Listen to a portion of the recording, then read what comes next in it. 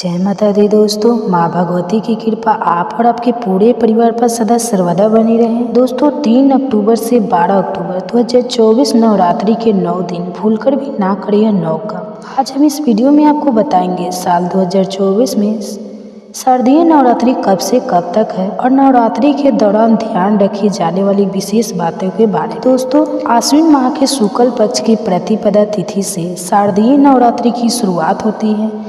इस साल 2024 में शारदीय नवरात्रि का पर्व 3 अक्टूबर गुरुवार से शुरू होकर 12 अक्टूबर शनिवार तक चलेगा। नवरात्रों के 9 दिनों के दौरान कुछ खास नियमों का पालन करते हुए माँ दुर्गा के 9 रूपों का पूजन किया जाता है, जिससे माँ दुर्गा प्रसन्न होकर सभी की मनोकामनाएं पूरे करती है। आइए जानते हैं शास्त्रों के अनुसार नवरात्रि में माँ दुर्गा की पूजा के दौरान किन नियमों का पालन करना चाहिए। नवरात्रि के दौरान स्वच्छता का ख्याल रखें।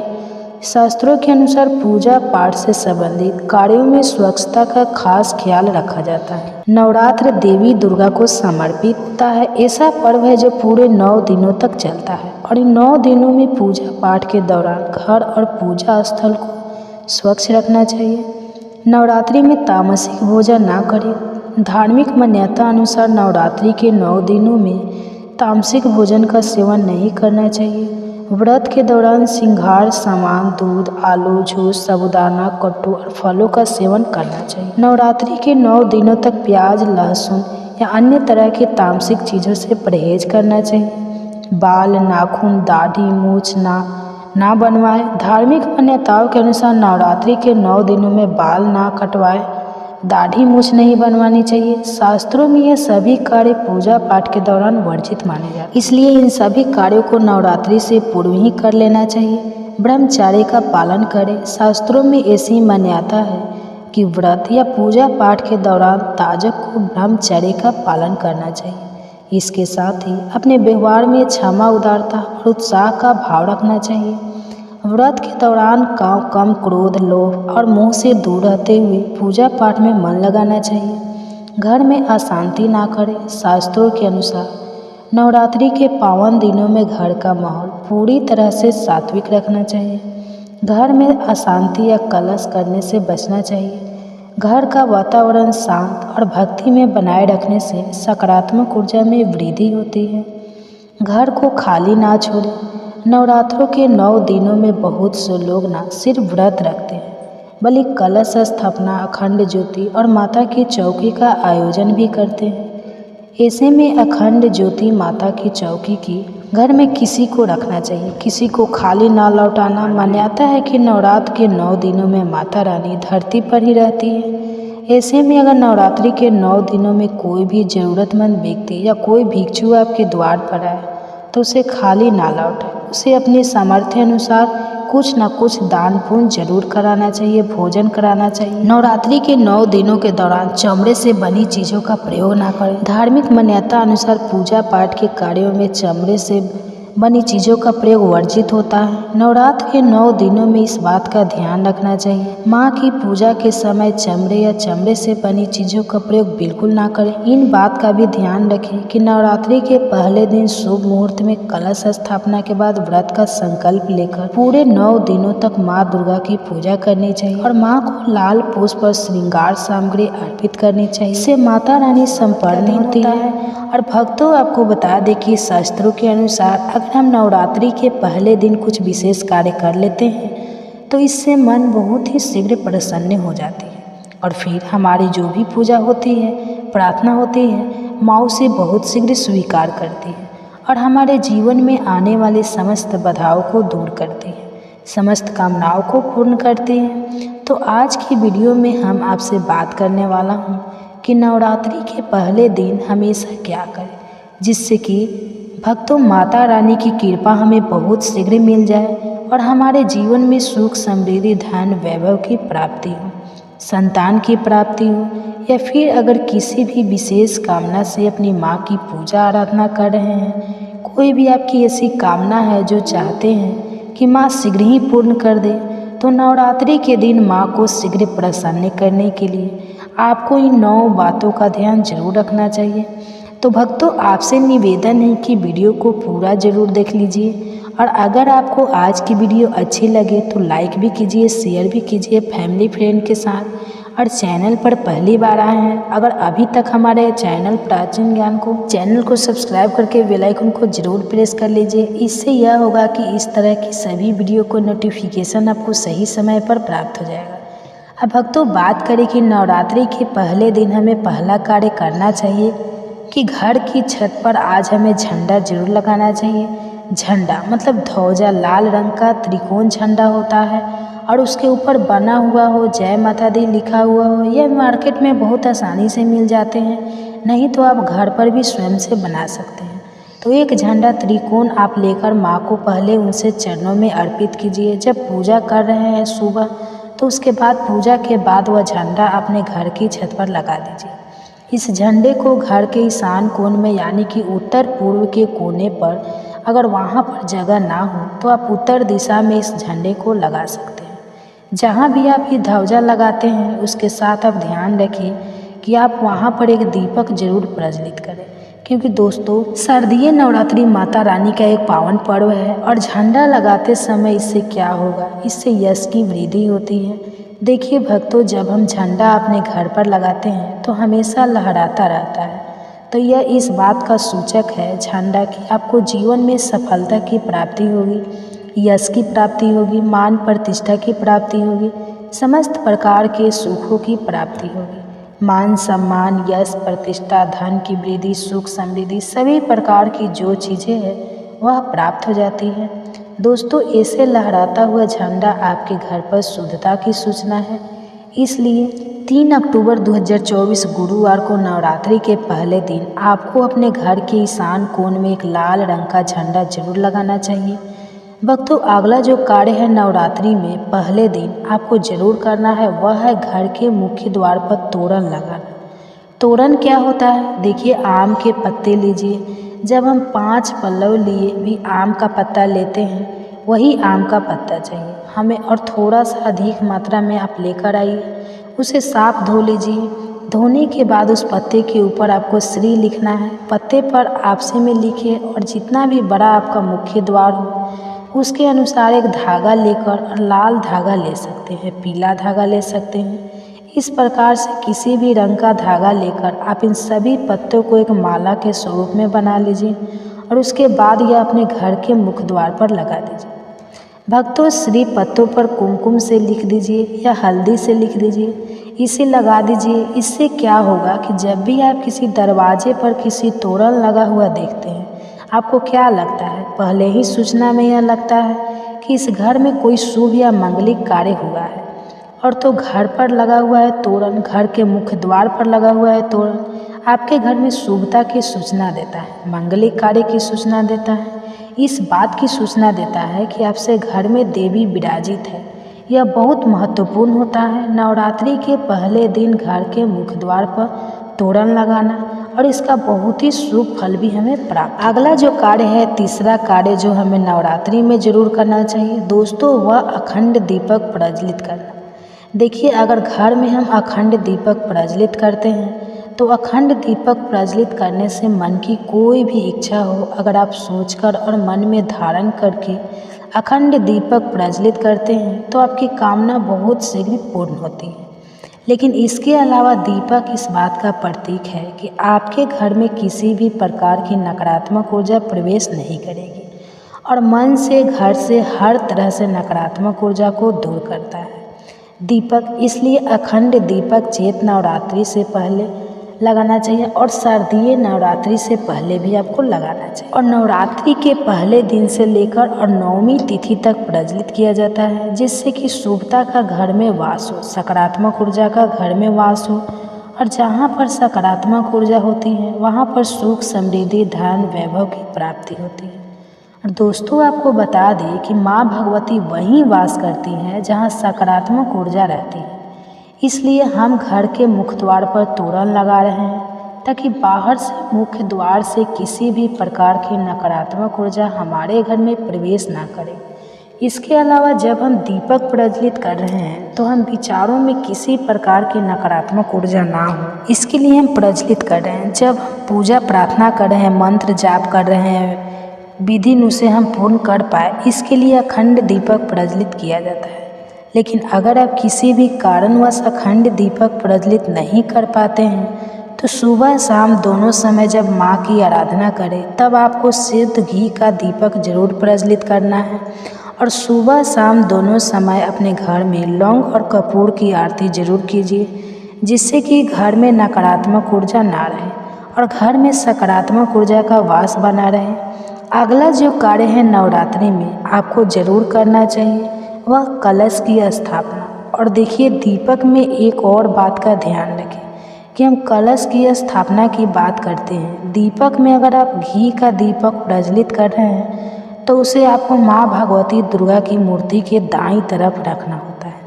और अगर आप तेल का दीपक प्रज्वलित करते हैं तो माँ भगवती दुर्गा के बाईं तरफ आपको तिल के तेल का दीपक रखना चाहिए।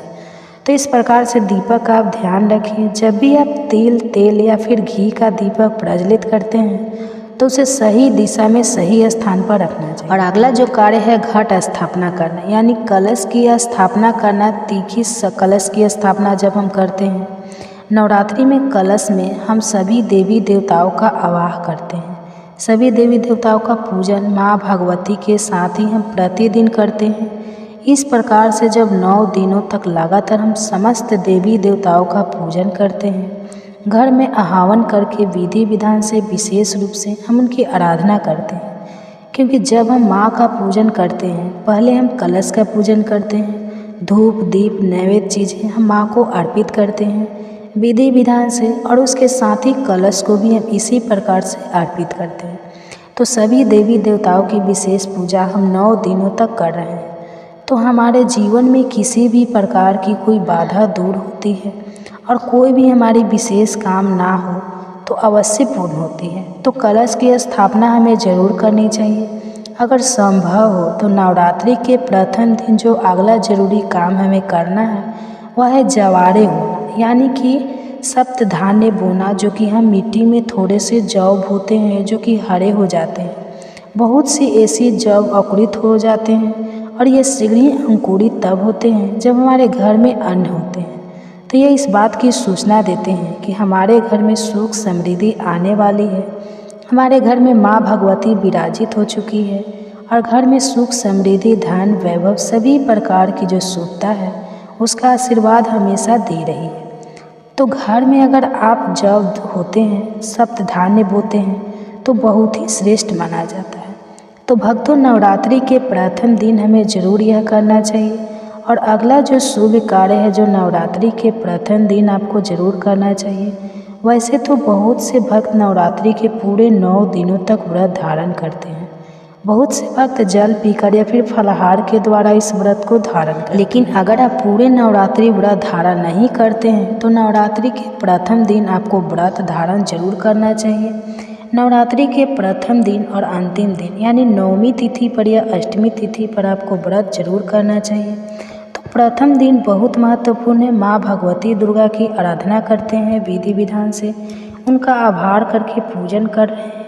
तो प्रथम दिन आपको व्रत जरूर करना चाहिए और संभव हो तो पूरे नवरात्र व्रत करना चाहिए। पूरे नवरात्र जब हम व्रत करते हैं, माँ की पूजा आराधना करते हैं, सात्विक के साथ माँ की आराधना करते हैं तो माँ शीघ्र ही प्रसन्न होती है। लेकिन व्रत भी धारण करें जब आप स्वस्थ हो पूर्ण रूप से। अगर आप स्वस्थ नहीं हो, व्रत रखने में असमर्थ हो, तो सिर्फ आप शुद्ध सात्विक भोजन यानी कि बिना लहसुन प्याज का भोजन लेकर माँ का आराधना सुबह शाम करें। तो सच्चे मन से भक्ति भाव से हम माँ की आराधना करते हैं तो माँ शीघ्र ही प्रसन्न होती है। अगर व्रत धारण किए रखने की अगर आपको शक्ति या सामर्थ्य शारीरिक रूप से नहीं है तो आपको व्रत नहीं रखना चाहिए। लेकिन अगर संभव हो तो पहले दिन फलाहार के द्वारा व्रत धारण जरूर कीजिए। अगला जो जरूरी कार्य है जो नवरात्रि में आपको जरूर करना है, घर के मुख्य द्वार पर दोनों तरफ स्वास्तिक का चिन्ह जरूर बनाएंगे। इससे हर प्रकार की नकारात्मक ऊर्जा हमारे घर में प्रवेश ना करे। इसके अलावा हम दीपक प्रज्वलित कर रहे हैं तो हमारे विचारों में किसी प्रकार की नकारात्मक ऊर्जा ना हो, इसके लिए हम चलित कर रहे हैं। किन बातों का ध्यान रखें, इस बारे में बताने से पहले आप सभी से अनुरोध है कि वीडियो को पूरा देखकर अगर अच्छी लगे जानकारी तो लाइक भी ज़रूर कीजिएगा। साथ ही हमारे चैनल पर हर दिन अपलोड होने वाली नवरात्रि की सभी कथाएं और पूजा विधि की वीडियो भी जरूर देखिएगा। नवरात्रि के पहले दिन की पूजा में आपको अधिक समय लगेगा, क्योंकि इस दिन हमें कलश की स्थापना करनी होती है। तो जो भी आवश्यक पूजन सामग्री है उसे आप पहले से ही तैयार करके रख लें, ताकि आपको पूजा में बार बार उठना ना पड़े या किसी भी सामग्री के लिए परेशान ना होना पड़े। तो सबसे पहले हम स्नान घर में गंगा जल छिड़क कर शुद्ध कर लेंगे। अब उत्तर या पूर्व दिशा की ओर मुँह करके हम पूजा की तैयारी करेंगे। पूजा करने के लिए एक चौकी की स्थापना करनी होती है। जहाँ पर आप चौकी रख रहे हैं उस जगह को आप गंगाजल छिड़क कर शुद्ध कर लें। गाय के गोबर से लीप सकते हैं या गेरू आदि से भी वहाँ पर गेरुआ लगाकर आप सुंदर रंगोली बना सकते हैं, सुंदर मंडप सजा सकते हैं और फिर वहाँ पर चौकी के ऊपर लाल या पीला वस्त्र बिछाएं। और आज के दिन जो कलश की स्थापना की जाती है उसके लिए तांबे या किसी भी धातु का या मिट्टी का लोटा, मिट्टी का कलश इस्तेमाल कर सकते हैं। यदि आप मिट्टी से कोई भी पात्र यूज कर रहे हैं, जैसे कि मिट्टी का कलश, मिट्टी का दीपक, तो अंतिम दिन मिट्टी वाली जो भी चीज़ें हैं, जो सामग्री है, उनका विसर्जन जरूर कर देना चाहिए। सबसे पहले चौकी पर अक्षत का आसन देकर या अष्टदल कमल बनाकर हम उसके ऊपर कलश की स्थापना करेंगे। तो जिस भी कलश की स्थापना आप करने वाले हैं उसके कंठ पर आप मौली यानी कलावा 3 बार लपेट लें। कलश के ऊपर स्वास्तिक बना लें या 16 बिंदियाँ आप टीके की, सिंदूर की भी लगा सकते हैं, रोली की लगा सकते हैं। अब जो आसन आपने कलश के लिए लगाया है उस आसन पर उस लोटे को रखकर, कलश को रखकर आप उसमें शुद्ध जल भरें। जल भरते समय गंगा, यमुना सहित सभी पवित्र नदियों का स्मरण करें और उसमें शुद्ध जल, गंगा जल मिलाकर डालें। अक्षत, हल्दी की गांठ, एक सिक्का, लौंग का जोड़ा, इलायची आपको कलश के अंदर डालनी है। कलश के ऊपर रखने के लिए आम, अशोक के पत्ते या अगर यह ना मिले तो आप पान के पत्ते भी रख सकते हैं। 5, 7, 9, 11 की संख्या में आप यह पत्ते कलश के ऊपर लगाएं। ध्यान रखें पत्ते साफ हो, कटे फटे या बासी ना हो। अब इस कलश के ऊपर अक्षत या फिर गेहूं से भरी एक कटोरी रखें और उसके ऊपर आपको पानी वाला नारियल भी स्थापित करना होता है। जटा वाला नारियल यानी पानी वाला नारियल, जिसे आप अच्छे से चेक जरूर कर लीजिएगा ताकि उसमें पानी हो, सूखा हुआ नारियल स्थापित ना करें। अब उस नारियल पर आपको एक लाल चुनरी, जिसे कलावे से लपेट कर रखना है। कलश के ऊपर रखने वाले नारियल की भी पूजा आपको करनी होती है। नारियल पर आप तिलक लगाए, हाथ जोड़कर माता रानी से प्रार्थना करें कि आपके द्वारा की गई कलश स्थापना को माता रानी स्वीकार करें और फिर जो नारियल है उसे कलश के ऊपर रख देना चाहिए। ध्यान रखें कि कलश के ऊपर जो नारियल आप रखते हैं उसे लेटाकर रखना चाहिए, सीधा खड़ा करके नहीं रखना चाहिए। ठीक है, आपको नारियल किस तरह से रखना है इस बात का भी आप ध्यान जरूर रखें। नारियल का जो मुख है वो पूजा करने वाले व्यक्ति की तरफ हो, यानी कि जिस ओर से नारियल पेड़ की टहनी से जुड़ा होता है वह मुख आपके खुद की तरफ होना चाहिए। कभी भी नारियल का मुख कलश के नीचे की तरफ नहीं होना चाहिए। कलश पर विधि विधान से और सहित नियम से नारियल रखने और कलश स्थापना करने से ही पूजा सफल होती है। कलश की स्थापना हमेशा माँ भगवती के दाहिनी तरफ करनी चाहिए, यानी कि जब आप पूजा करेंगे तब वो बायां साइड हो। कलश की स्थापना करने के बाद हम हाथ जोड़कर कलश में वास करने वाले सभी देवी देवताओं, सभी पवित्र नदियों को प्रणाम करेंगे। अब क्योंकि बिना गणेश भगवान की पूजा से कोई भी पूजा सफल नहीं, तो सबसे पहले गणेश भगवान की पूजा की जाती है। तो अगर आपके पास गणेश भगवान जी की प्रतिमा है या तस्वीर है तो आप उनकी स्थापना करें, नहीं तो आप एक सुपारी में मौली लपेटकर उन्हें गणेश भगवान का रूप मानकर उनकी पूजा कर सकते हैं, उनकी स्थापना कर सकते हैं। चौकी पर थोड़ा सा अक्षत का आसन देकर सुपारी की स्थापना करें। अब माता दुर्गा की जो भी प्रतिमा या तस्वीर आपके पास है तो आप उनकी स्थापना करें। माता की जो भी प्रतिमा तस्वीर है उन्हें खाली डायरेक्ट चौकी पर नहीं रखनी चाहिए। आप थोड़े पुष्प का या फिर अक्षत का आसन देकर ही मूर्ति विराजित करें। अब सबसे पहले गणेश भगवान जी को स्नान कराकर उन्हें तिलक लगाएं, जनेऊ अर्पित करें, दुर्वा अर्पित करें और माता दुर्गा की प्रतिमा को आप, यदि प्रतिमा है धातु की प्रतिमा है तो उन्हें स्नान कराएं। मिट्टी की प्रतिमा है तो गंगा जल का छींटा देकर स्नान का भाव करें। फिर माता रानी को तिलक लगाएं, श्रृंगार की सामग्री अर्पित करें, पुष्पों से श्रृंगार करें। माता रानी को मौसमी पुष्प अर्पित करें। सुहाग के सामग्री में आप लाल चुनरी, सिंदूर या फिर बिछी चूड़ी, बिंदी, जो भी आप श्रृंगार की सामग्री अर्पित करना चाहते हैं माता रानी को प्रेम से अर्पित करें। कहते हैं कि नवरात्रि की पूजा में हम 9 दिन तक पूजा करते हैं, तो सभी 9 ग्रहों का भी पूजन किया जाना चाहिए, जिससे कि कुंडली में अगर किसी भी ग्रह से कोई अशुभ प्रभाव हो रहा हो, कोई ग्रह की पीड़ा प्राप्त हो रही हो, तो वह पीड़ा दूर हो जाती है या बहुत हद तक शांत हो जाती है। तो ऐसे में आपको 9 ग्रहों की स्थापना करनी चाहिए। अगर आपके पास 9 ग्रह यंत्र है तो आप केवल 9 ग्रह यंत्र को कलश के पास रखकर तब पूजन कर सकते हैं। नहीं है तो आप चौकी पर ही 9 जगह पर थोड़े थोड़े से अक्षत का आसन देकर उन पर जो सुपारी आती है 9 सुपारी, ध्यान रखें सुपारी सही होनी चाहिए, खंडित नहीं होनी चाहिए, और उन सुपारी वाला आपने लगाए हैं उन पर विराजित करें। सुपारी वाला कर 9 ग्रह स्त्रोत का 9 ग्रह मंत्र का भी जाप आपको करना है। अब धूप दीप जलाकर माता रानी के समक्ष हाथ में जल और पुष्प लेकर व्रत रखने का या नवरात्रि की पूजा करने का संकल्प लेना चाहिए। श्री दुर्गा सप्तमी का पाठ यदि आप प्रारंभ करना चाहते हैं तो पाठ करने का भी संकल्प लेना चाहिए। किस तरह का फलाहार आप इन व्रतों में ग्रहण करना चाहते हैं, नवरात्रि के कितने व्रत आप रखना चाहते हैं। कुछ लोग पहला और आखिरी व्रत रखते हैं, कुछ लोग सभी 9 दिन के उपवास रखते हैं। तो जिस तरह की भी आपकी श्रद्धा हो, आपकी सामर्थ्य हो, उसके अनुसार आपको संकल्प लेना चाहिए। किस तरह का फलाहार आप करना चाहते हैं तो उसका भी संकल्प आपको पहले दिन ले लेना चाहिए और फिर 9 दिन तक लगातार उन्हीं बातों का, उन्हीं नियमों का पालन करना चाहिए। बहुत से लोग 9 दिनों तक अखंड ज्योति जलाकर रखते हैं, तो पहले दिन ही आपको अखंड ज्योत जला लेनी चाहिए।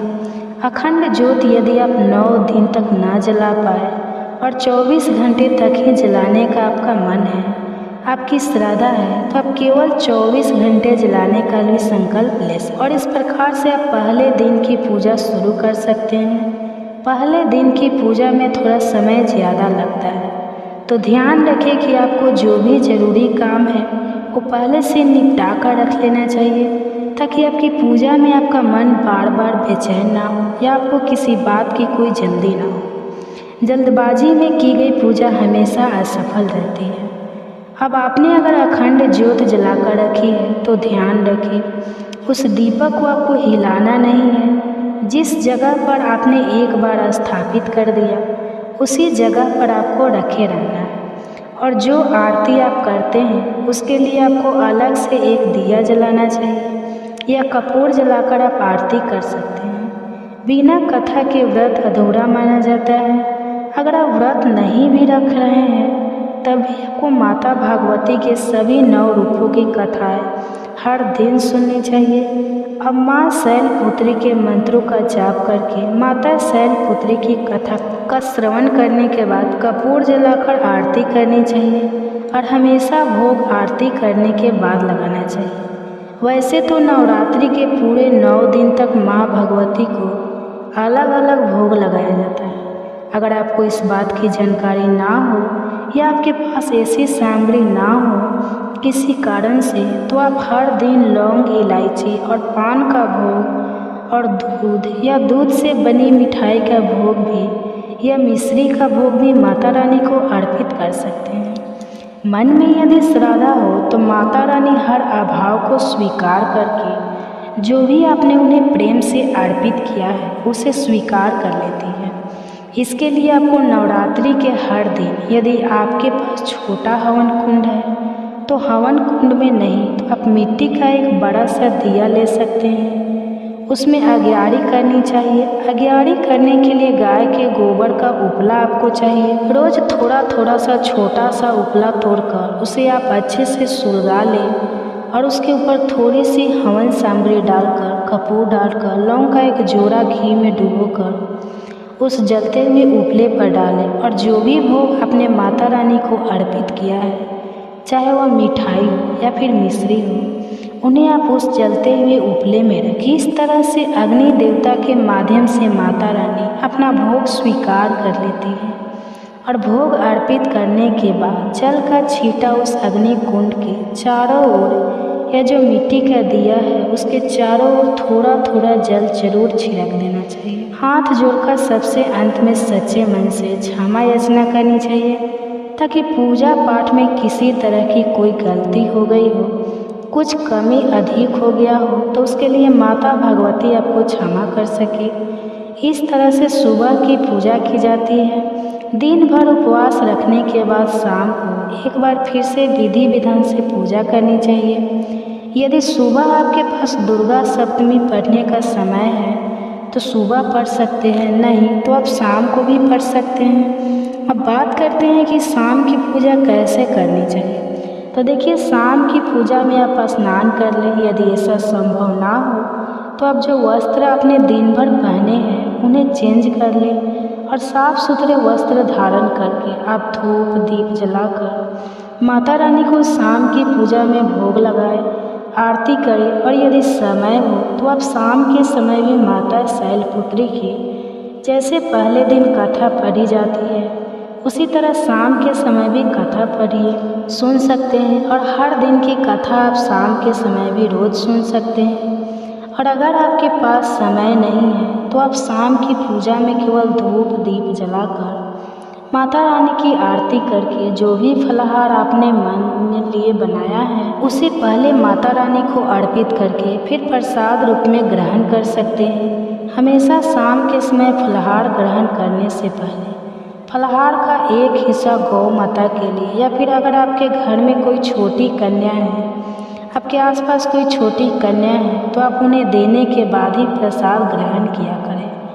इस तरह से आप पहले दिन की पूजा कर लेते हैं। फिर उसके बाद दूसरे दिन तक लगातार आपको इसी तरह विधि विधान से पूजा करनी है। पूजा विधि लगभग एक ही होती है, भोग आपको अलग अलग अर्पित करना होता है। यदि भोग आप हर दिन अलग अलग तरह का नहीं अर्पित कर पाते हैं तो जैसा मैंने आपको बताया वो भी आप कर सकते हैं। ध्यान रखें कि सुबह और शाम आपको पूजा जरूर करनी चाहिए। इस तरह से आप नवरात्रि की पूजा करके अपने व्रतों को सफल बना सकते हैं। वैसे तो नाव के समान वेगवान काल के द्वारा क्षण कण में प्राणियों के शरीर की उत्पत्ति और विनाश होता रहता है, परंतु अज्ञानवश वह दिखाई नहीं पड़ता। राजन, मैंने सूर्य से यह शिक्षा ग्रहण की है कि जैसे वे अपनी किरणों से पृथ्वी का जल खींचते और समय पर उसे बरसा देते हैं, वैसे ही योगी पुरुष इंद्रियों के द्वारा समय पर विषयों का ग्रहण करता है और समय आने पर उनका त्याग कर देता है, उनका दान भी कर देता है।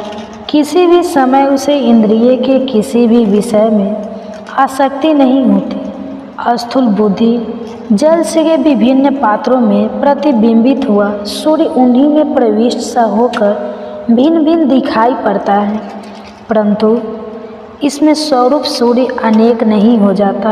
वैसे ही चल और अचल उपाधियों के भेद से ऐसा जान पड़ता है कि प्रत्येक व्यक्ति में आत्मा अलग अलग है, परंतु जिनको ऐसा मालूम होता है उनकी बुद्धि मोटी है।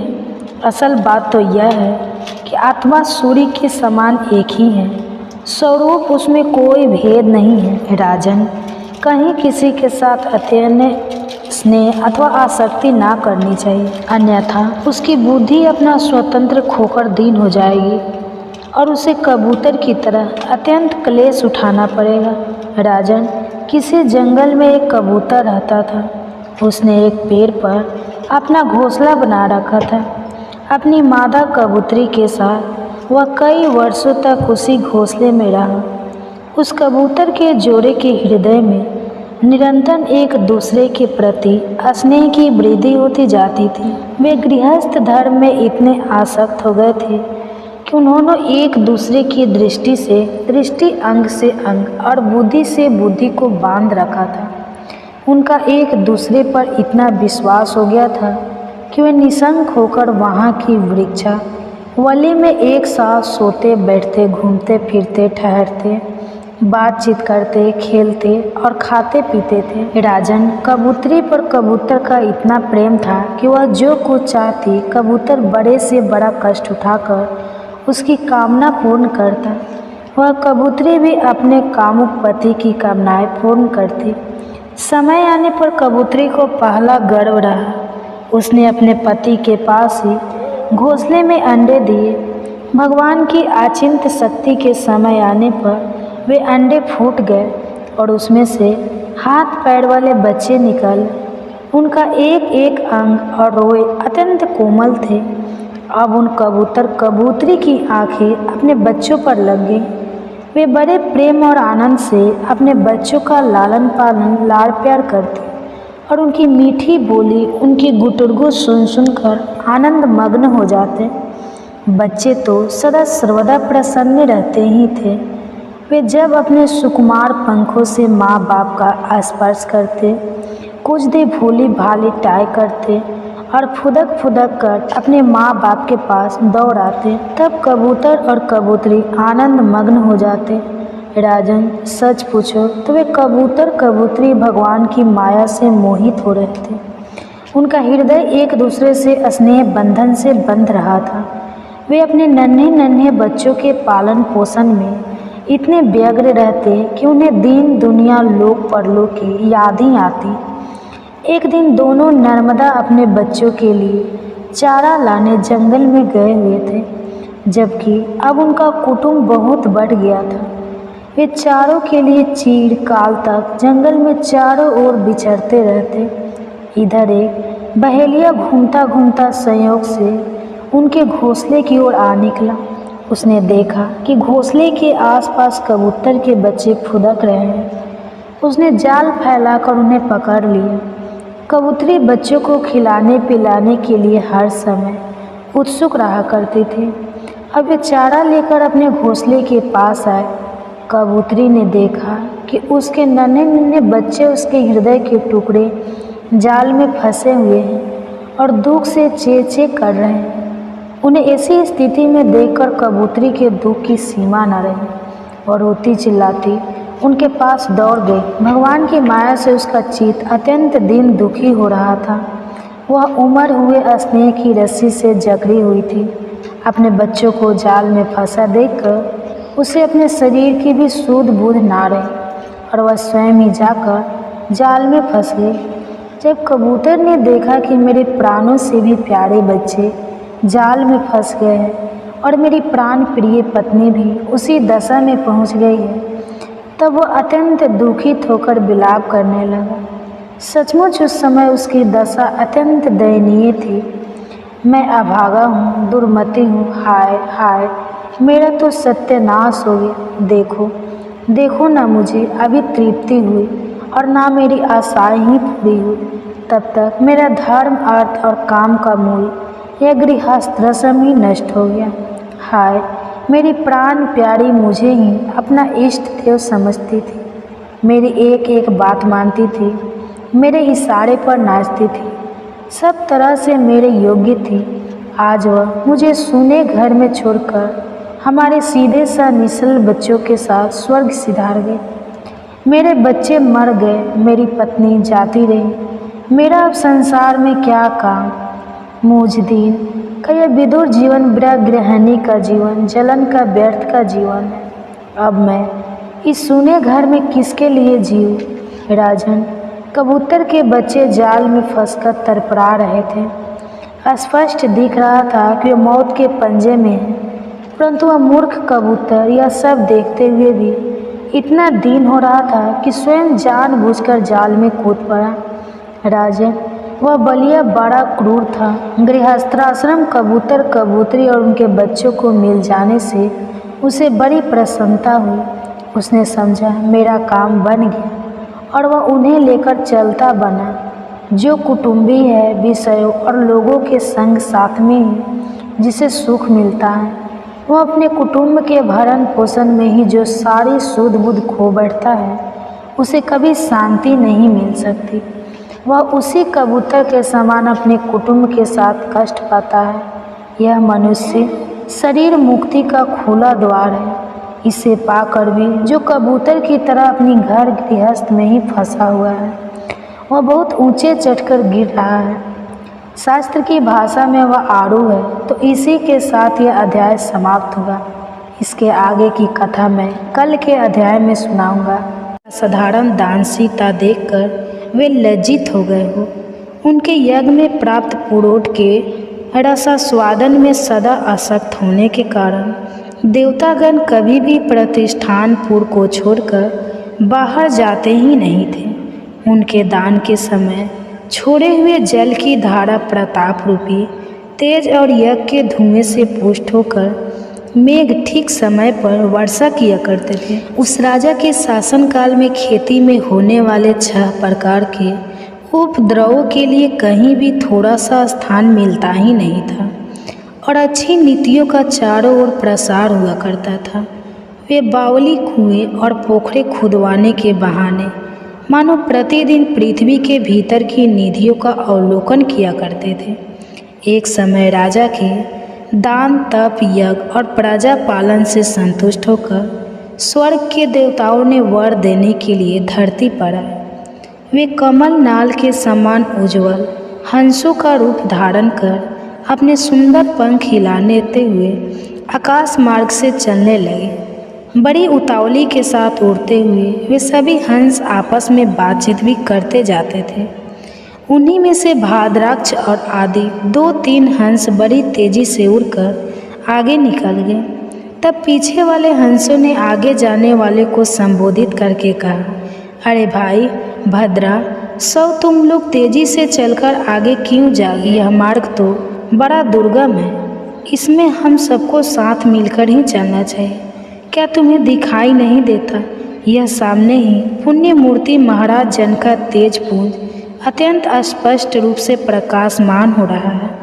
उस तेज से भस्म होने की आशंका है, इसलिए सावधान होकर चलना चाहिए। पीछे वाले हंसों के वचन सुनकर आगे वाले हंस हंस पड़े और ऊंचे स्वर से उनकी बातों की अपेक्षा अवहेलना करते हुए कहने लगे, अरे भाई, क्या इस राजा जनश्रुति का तेज ब्रह्मवादिनी राजा जनश्रुति अपने ऊंचे महल की छत से उतर गए और सुखपूर्वक आसन पर विराजमान होकर अपने सारथी को बुलाकर कहने लगे, जाओ महात्मा रथ को यहाँ लेकर आओ। राजा का यह अमृत के समान वचन सुनकर मह नामक सारथी बहुत प्रसन्न हुआ और नगर से बाहर निकल गया। सबसे पहले उसने मुक्ति दैनी काशीपुरी की यात्रा की। उसके बाद जहाँ जगत के स्वामी भगवान विश्वनाथ मनुष्य को उपदेश दिया करते हैं, उसके बाद वह गया क्षेत्र में पहुंचा, जहाँ प्रफुल्ल नेत्रों वाले भगवान गदाधर संपूर्ण लोक का उद्धार करने के लिए निवास किया करते हैं। इसके बाद नाना प्रकार के तीर्थों में भ्रमण करता हुआ वह सारथी पंपा नासनी मथुरापुरी में पहुंच गया।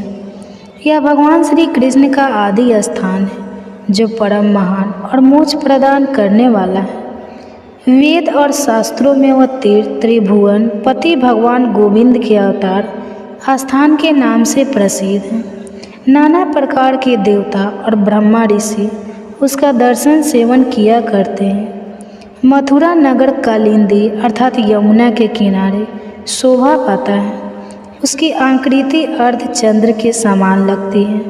वह सब तीर्थों के निवास से परिपूर्ण है।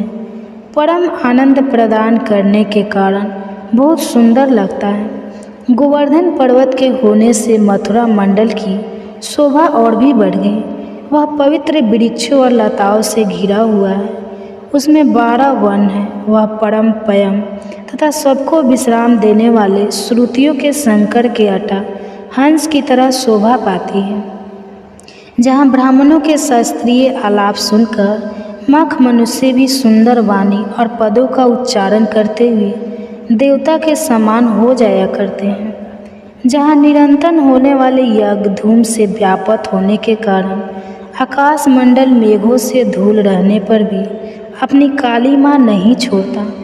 जहाँ उपाध्याय के पास आकर छात्र जन्मकालीन अभ्यास से ही सारी कलाएं स्वतः ही पढ़ लेते हैं। जहाँ तहाँ माणिकेश्वर नाम से प्रसिद्ध भगवान चंद्रशेखर देहधारियों को वरदान देने के लिए नित्य निवास किया करते हैं।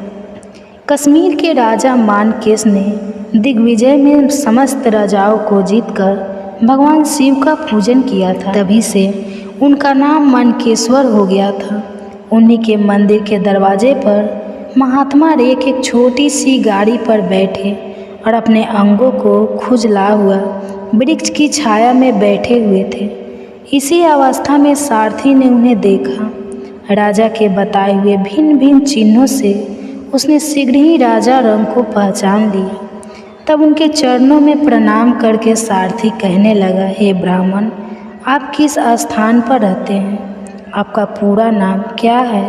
आप तो सदा स्वच्छ विचारने वाले हैं, फिर आप यहाँ किस लिए ठहरे हुए हैं?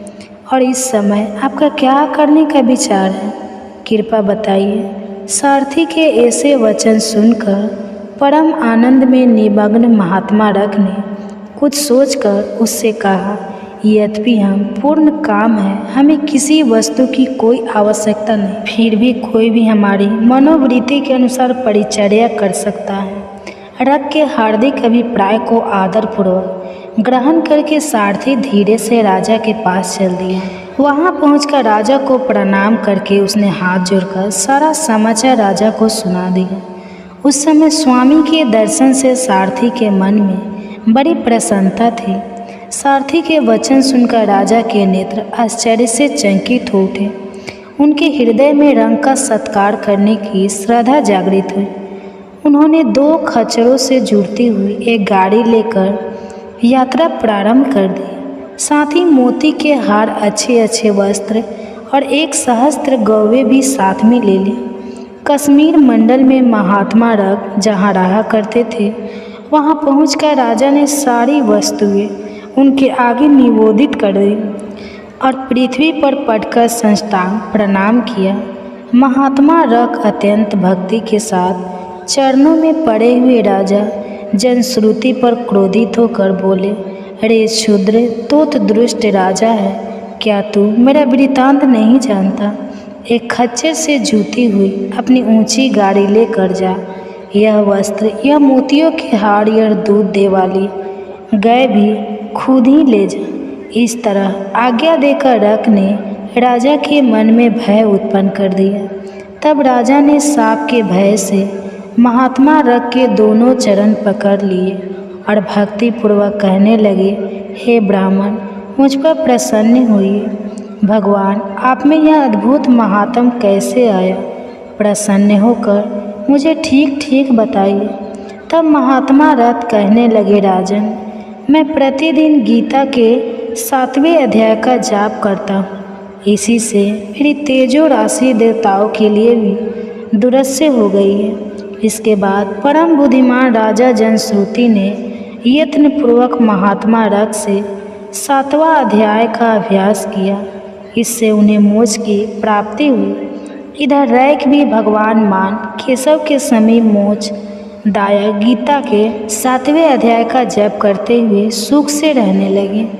हंस का रूप धारण करके वरदान देने के लिए आए हुए देवता भी विस्मित होकर वहाँ से स्वेच्छानुसार चले गए। जो मनुष्य सदा इस एक ही अध्याय का जप करता है, वह भी भगवान विष्णु के ही स्वरूप को प्राप्त होता है। इसमें बिल्कुल भी संदेह नहीं है। बलराम जी के साथ हुआ था। अब यह यदुवंश जो ब्राह्मणों के श्राप से भस्म हो चुका है, पारस्परिक फूट और युद्ध से नष्ट हो जाएगा। आज के 7वें दिन समुद्र इस पूरी द्वारिका को डुबो देगा। प्यारे उद्धव, जिस क्षण में मृत्यु लोक का परित्याग कर दूंगा, उसी क्षण इसके सारे मंगल नष्ट हो जाएंगे और थोड़े ही दिनों में पृथ्वी पर कलयुग का बोलबाला हो जाएगा। जब मैं इस पृथ्वी का त्याग कर दूं, तब तुम इस पर मत रहना, क्योंकि साधु उद्धव कलयुग में अधिकांश लोगों की रुचि अधर्म में ही होगी। अब तुम अपने आत्मीय स्वजन और बंधु बांधव का स्नेह बंधन छोड़ दो और अनन्य प्रेम से मुझ में अपना मन लगाकर समदृष्टि से पृथ्वी में स्वच्छंद विचरण करो। इस जगत में जो कुछ मन से सोचा जाता है, वाणी से कहा जाता है, नेत्रों से देखा जाता है और श्रवण आदि इंद्रियों से अनुभव किया जाता है, वह सब वान सपने की तरह मन का विलास है। इसलिए माया मात्र है, मिथ्या है। ऐसा समझ लो, जिस पुरुष का मन अशांत है, असनत है, उसी को पागल की तरह अनेक वस्तुएं मालूम पड़ती हैं। वास्तव में यह चित्त का भ्रम ही है। नानों का भ्रम हो जाने पर ही यह गुण है और यह दोष इस प्रकार की कल्पना करनी पड़ती है।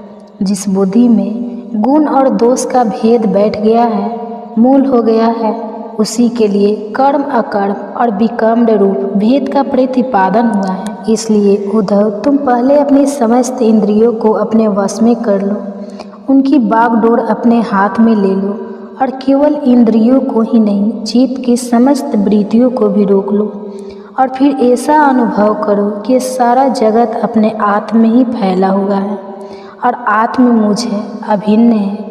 जब वेदों के मुख्य तात्पर्य निश्चय रूप ज्ञान और अनुभव रूप विज्ञान से भली भांति संपन्न होकर तुम अपने आत्मा के अनुभव में ही आनंद मंग रहोगे और संपूर्ण देवता आदि शरीरधारियों के आत्मा हो जाओगे। इसलिए किसी भी विघ्न से तुम पीड़ित नहीं हो सकोगे, क्योंकि उन विघ्नों और विघ्न करने वाले की आत्मा भी तुम ही होंगे। जो पुरुष गुण और दोष बुद्धि से अतीत हो जाता है, वह बालक के समान निषिद्ध कर्म से निर्वृत्त होता है, परंतु दोष बुद्धि से नहीं, वह वित्त कर्म का अनुष्ठान भी करता है, परंतु गुण बुद्धि से नहीं। जितने श्रुति हो के तात्पर्य का यथार्थ ज्ञान ही नहीं प्राप्त कर लिया, बल्कि उसका साक्षात्कार भी कर लिया है। और इस प्रकार जो अटल निश्चय से संपन्न हो गया है, वह समस्त प्राणियों का हिता से सुविध होता है और उसकी वृत्तियाँ सर्वथा शांत रहती हैं। वह समस्त प्रतिमान विश्व को मेरा ही स्वरूप, आत्मस्वरूप देखता है। इसलिए उसे फिर कभी जन्म मृत्यु के चक्कर में नहीं पड़ना पड़ता। श्री सुखदेव जी कहते हैं, परीक्षित, जब भगवान श्री कृष्ण ने इस प्रकार आदेश दिया, तब भगवान के परम प्रेमी उद्धव जी ने उन्हें प्रेरणा करके तत्व ज्ञान की प्राप्ति की इच्छा से यह प्रश्न किया। उद्धव जी ने कहा, भगवान, आप ही समस्त योगियों के गुप्त पूंजी, योगों के कारण योगेश्वर हैं। आप ही समस्त योगों के आधार हैं, उनके कारण और योग स्वरूप भी हैं। आपने मेरे परम कल्याण के लिए उस संन्यास त्याग का उपदेश किया है, परंतु अनंत जो लोग विषयों के चिंतन और सेवन में घुल मिल गए हैं, विषय आत्मा हो गए हैं, उनके लिए विषय भोगों और कामनाओं का त्याग अत्यंत कठिन है। सर्वस्वरूप उसमें भी जो लोग आपसे विमुख हैं, उनके लिए तो इस प्रकार का त्याग सर्वथा असंभव है। ऐसा मेरा निश्चय है प्रभु, मैं भी ऐसा ही हूँ। मेरा मति इतनी मूढ़ हो गई है कि यह मैं हूँ, यह मेरा है, इस भाव से मैं आपकी माया के खेल दे और देह के संबंधी स्त्री पुत्र धन आदि में डूब रहा हूँ। अतः भगवान, आपने जिस संन्यास का उपदेश किया है, उसका तत्व मुझे सेवक को इस प्रकार समझाइए कि मैं सुगमता पूर्वक उसका साधन कर सकूं। मेरे प्रभु, आप भूत भविष्य वर्तमान इन तीनों कालों से आबाधित एक रस सत्य है। आप दूसरे के द्वारा प्रकाशित नहीं, स्वयं प्रकार आत्मस्वरूप है। प्रभु, मैं समझता हूँ कि मेरे लिए आत्म तत्व का उपदेश करने वाला आपके अतिरिक्त देवताओं में भी कोई नहीं है। ब्रह्मा आदि जितने बड़े बड़े देवता हैं, वे सब शरीरा अभिमानी होने के कारण आपकी माया से मोहित हो रहे हैं। उनकी बुद्धि माया के वश में हो गई है। यही कारण है कि वे इंद्रियों से अनुभव किए जाने वाले वह विषयों को सत्य मानते हैं। इसलिए मुझे तो आप ही उपदेश कीजिए भगवान। इसी से चारों ओर से दुखों की दावा अग्नि से जलकर और विरत होकर मैं आपकी शरण में आया हूँ। आप निर्दोष देश काल से अपने सर्वज्ञ सर्वशक्तिमान और अविनाशी वैकुंठ लोक के निवासी और नर के नित्य शाखा नारायण हैं, अतः आप ही मुझे उपदेश कीजिए भगवान। श्री कृष्ण ने कहा, उद्धव, संसार में जो मनुष्य यह जगत क्या है, इसमें क्या हो रहा है इत्यादि बातों का विचार करने में निपुण है, वे चित्त में भरी हुई अशुभ वासनाओं से अपने आप को स्वयं अपनी विवेक शक्ति से ही प्रायः बचा लेता है। समस्त प्राणियों का विशेषकर मनुष्य का आत्मा अपने हित और अहित का उपदेश का गुरु है, क्योंकि मनुष्य अपने प्रत्यक्ष अनुभव और अनुमान के द्वारा अपने हित अहित का निर्णय करने से पूर्णतः समर्थ है। सांख्य योग 20 धीर पुरुष इन मनुष्य योनि में इंद्रिय शक्ति, मन शक्ति आदि के आश्रयभूत मुझ आत्म तत्व को प्रणुत प्रकट रूप से साक्षात्कार कर लेते हैं। मैंने 1 पैर वाले, 2 पैर वाले, 3 पैर वाले, 4 पैर वाले, 4 से अधिक पैर वाले और बिना पैर के इत्यादि अनेक प्रकार के शरीरों का निर्माण किया है। उनमें मुझे सबसे अधिक प्रिय मनुष्य का ही शरीर है। इस मनुष्य शरीर में एकाग्र चित्त, तीक्ष्ण बुद्धि, पुरुष बुद्धि आदि ग्रहण किए जाने वाले हेतु से जिनसे कि अनुमान भी होता है, अनुमान से अग्र अर्थात अहंकार आदि विषयों से भिन्न मुझ सर्व प्रवर्तक ईश्वर को साक्षात अनुभव करते हैं। इस विषय में महात्मा लोग एक प्राचीन इतिहास कहा करते हैं। वही इतिहास परम तेजस्वी अवधूत दत्तात्रेय और राजा यदु के संवाद के रूप में है। एक बार धर्म के मर्मज्ञ राजा यदु ने देखा कि एक त्रिकालदर्शी तरुण अवधूत ब्राह्मण निर्भय विचर रहे हैं। तब उन्होंने उनसे यह प्रश्न किया, तो इसी के साथ यह अध्याय समाप्त हुआ। इसके आगे राजा यदु ने दत्तात्रेय जी से क्या प्रश्न किया, यह मैं कल के अध्याय में सुनाऊंगा। तब तक के लिए भगवान हरि का नाम लेते रहे। आया हूँ। कहते हैं कि आपके जैसा दानी तो इस धरती पर दूसरा कोई है ही नहीं। तो मुझे आशा ही नहीं बल्कि पूर्ण विश्वास है कि जो वस्तु मुझे चाहिए वह आप मुझे अवश्य दे देंगे।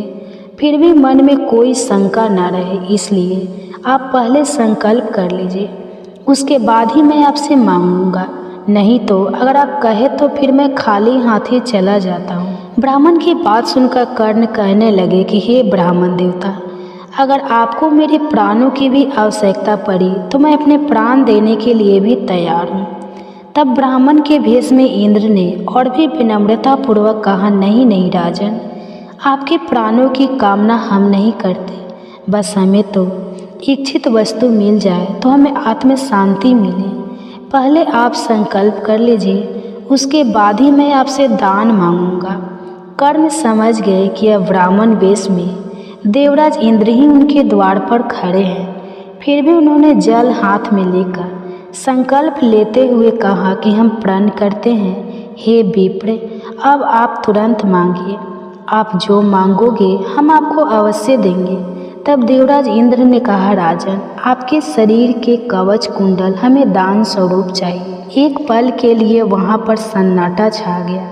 कर्ण ने देवराज इंद्र की आंखों में झांका और फिर दानवीर कर्ण ने बिना एक क्षण गवाए अपने कवच और कुंडल अपने शरीर से तलवार की सहायता से अलग कर दिए और ब्राह्मण रूपी देवराज इंद्र को सौंप दिए। देवराज ने भी एक क्षण की देरी किए बिना वह कवच और कुंडल लिए और अपने दूर खड़े हुए रथ पर सवार होकर वहाँ से चले गए। वो तेजी से अपने रथ पर जा रहे थे कि उनका राज खुलने के बाद कर्ण बदल न जाए। कुछ आगे जाकर देवराज इंद्र का रथ नीचे उतरकर धरती में धंस गया। तभी एक जोर से आकाशवाणी हुई, देवराज इंद्र, तुमने बड़ा पाप किया है। अपने पुत्र अर्जुन की जान बचाने के लिए तुमने छल पूर्वक कर्ण की जान खतरे में डाल दी है। अब यह रथ यही धसावड़म दान की गई। वस्तु के बदले में बराबरी की कोई वस्तु देनी होगी। इंद्र क्या करते, उन्होंने यह मंजूर कर लिया। तब वे फिर से कर्ण के पास गए, लेकिन इस बार ब्राह्मण के वेश में नहीं बल्कि स्वयं देवराज इंद्र के वेश में। कर्ण ने उन्हें आता देखकर कहा, देवराज आदेश करिए, अब आपको और क्या चाहिए। तब इंद्र ने कुछ संकोचवश कहा, हे दानवीर कर्ण, अब मैं याचक नहीं हूँ बल्कि मैं आपको कुछ देने आया हूँ। कवच कुंडल को छोड़कर आपको जो कुछ मांगना हो वो आप मुझसे मांग सकते हैं। देवराज की बात सुनकर दानवीर कर्ण ने कहा, देवराज मैंने आज तक कभी किसी से कुछ नहीं मांगा और ना ही मुझे कुछ चाहिए। कर्ण तो सिर्फ दान देना जानता है, लेना नहीं। तब इंद्र ने विनम्रतापूर्वक कहा, महाराज कर्ण आपको कुछ तो मांगना ही पड़ेगा, नहीं तो मेरा रथ और मैं यहाँ से नहीं जा सकता हूँ। आप कुछ मांगेंगे तो मुझ पर बड़ी कृपा होगी। आप जो भी मांगोगे मैं देने को तैयार हूँ। कर्ण ने कहा, देवराज आप चाहे कितना भी प्रयास कर लीजिए, लेकिन मैं सिर्फ दान देना जानता हूँ, लेना नहीं। मैंने जीवन में कभी कोई दान नहीं लिया। तब विवश होकर इंद्र ने कहा, हे कर्ण, मैं यह व्रज रूपी शक्ति आपको बदले में देकर जा रहा हूँ।